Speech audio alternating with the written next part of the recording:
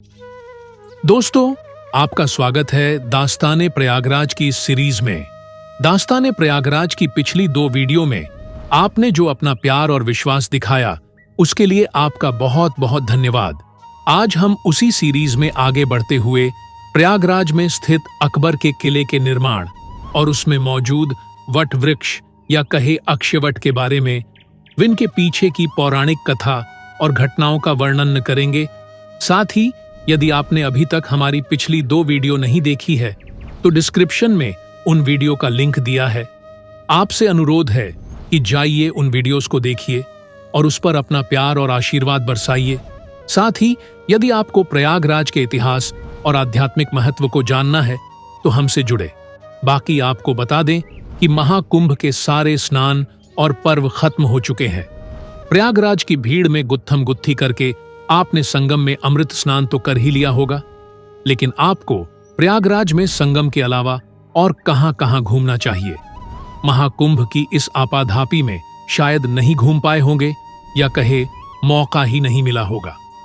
तो कोई बात नहीं, हम आपको इस वीडियो और दास्ताने प्रयागराज की इस सीरीज के माध्यम से बताएंगे कि वो जगह कौन सी है।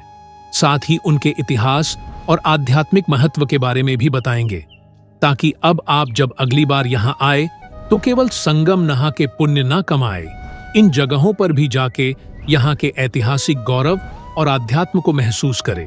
और हां, यदि आपको पहले से ही इनके बारे में पता है और महाकुंभ में स्नान कर चुके हैं तो आप अपनी राय और अपने अनुभवों को कमेंट के माध्यम से हमसे जरूर शेयर करें। तो शुरू करने से पहले आप हमारे चैनल दादी माँ की कहानियों को लाइक सब्सक्राइब जरूर करें और बेल आइकॉन जरूर दबा दें, ताकि आपको हमारी अपडेट वीडियो की नोटिफिकेशन मिलती रहे। तो आइए शुरू करते हैं।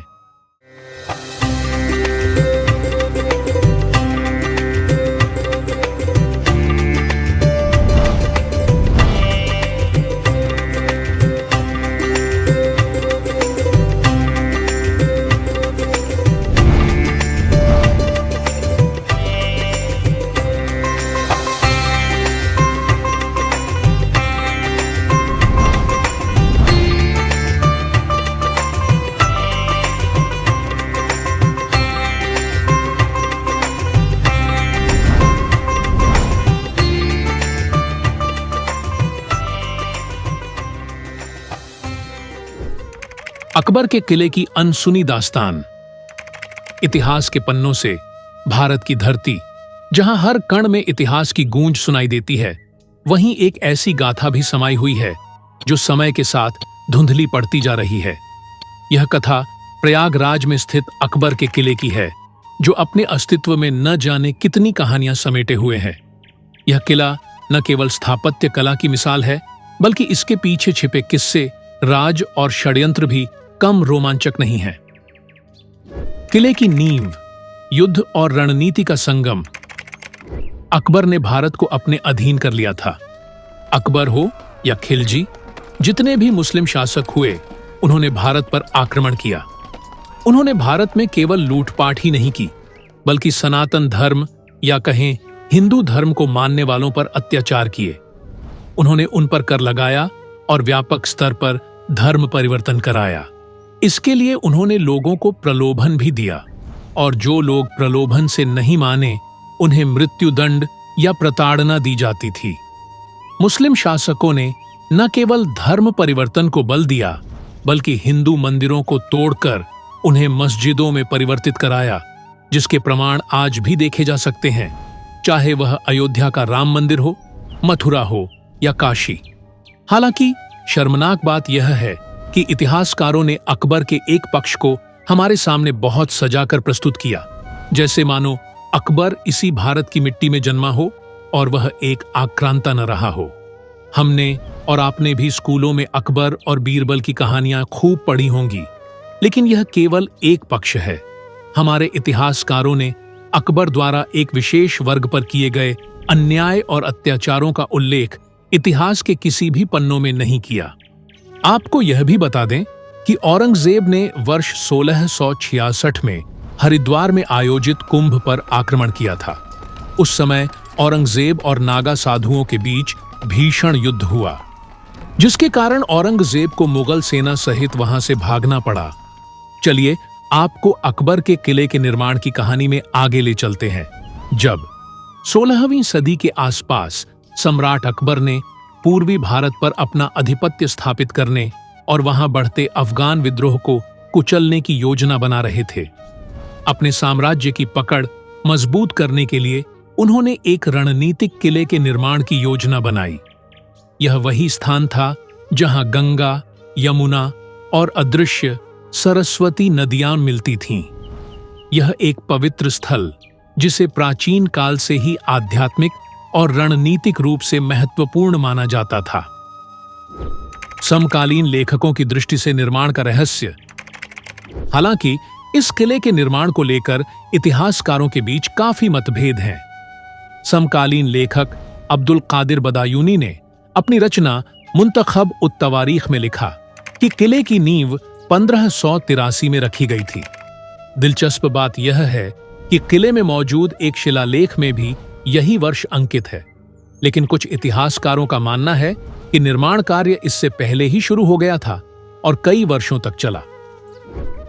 असाधारण स्थापत्य और रहस्यमयी संरचना।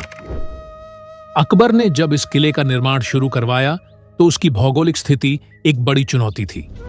गंगा के किनारे स्थित होने के कारण मिट्टी का कटाव यहां आम बात थी। यही कारण था कि इस किले का नक्शा अन्य मुगल किलों से अलग अनियमित रूप से तैयार किया गया। हालांकि यही इसकी विशेषता बन गई।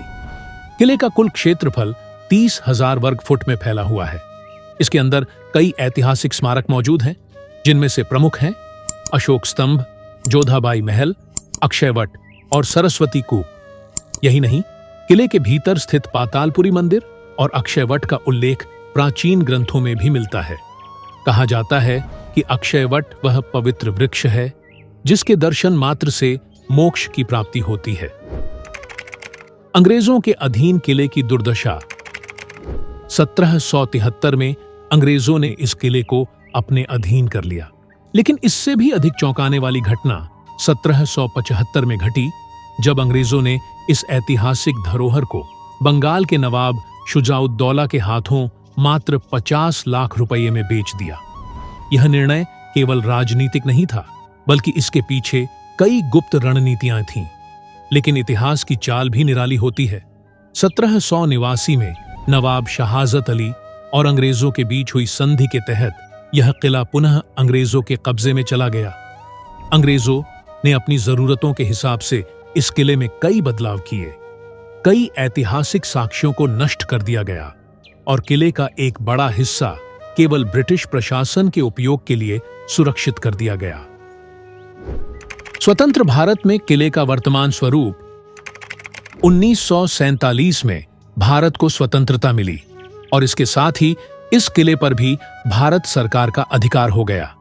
लेकिन यह दुर्भाग्यपूर्ण है कि आज भी इस किले का पूरा हिस्सा आम जनता के लिए उपलब्ध नहीं है। केवल 3 गैलरी ही पर्यटकों के लिए खुली है, जहां से वे इसकी भव्यता का कुछ हिस्सा देख सकते हैं। पर्यटकों को यहां ऊंची मीनारें, जोधाबाई महल, अशोक स्तंभ और सरस्वती कूप देखने की अनुमति तो है, लेकिन बाकी के हिस्से को प्रशासन ने आम जनता के लिए बंद कर रखा है। इसकी वजह सुरक्षा कारण बताए जाते हैं, लेकिन यह भी सच है कि इस किले में आज भी कई रहस्य दफन हैं, जिनके उजागर होने का इंतजार इतिहासकार और खोजी मनुष्य दोनों ही कर रहे हैं। अकबर के किले का महत्व और भविष्य। आज यह किला न केवल ऐतिहासिक महत्व रखता है, बल्कि पर्यटकों और शोधकर्ताओं के लिए भी आकर्षण का केंद्र बना हुआ है। यह मुगल वास्तुकला, हिंदू और बौद्ध संस्कृति तथा ब्रिटिश शासन की छाप का अनोखा संगम है। क्या यह किला केवल एक संरचना है, या इसके भीतर कोई ऐसा रहस्य छिपा है जो इतिहास के पन्नों में दर्ज होने से रह गया? शायद अगर इसकी दीवारें बोल पातीं, तो वे हमें ऐसे अनसुने किस्से सुनाती जो इतिहास की किताबों में भी दर्ज नहीं है। अकबर के किले में मौजूद अक्षयवट।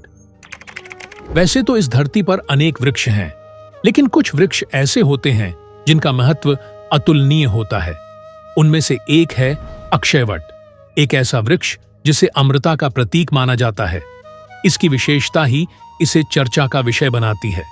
अगर हम किसी भी सामान्य वृक्ष की औसत आयु की बात करें तो वह 60 से 100 वर्षों के बीच होती है, लेकिन अक्षय वट की बात ही निराली है।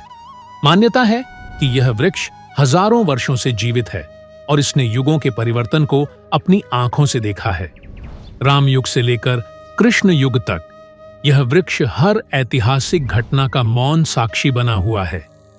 कहते हैं कि इसने प्रभु श्री राम के दर्शन किए और भगवान श्री कृष्ण की बाल लीलाओं का भी प्रत्यक्ष अनुभव किया।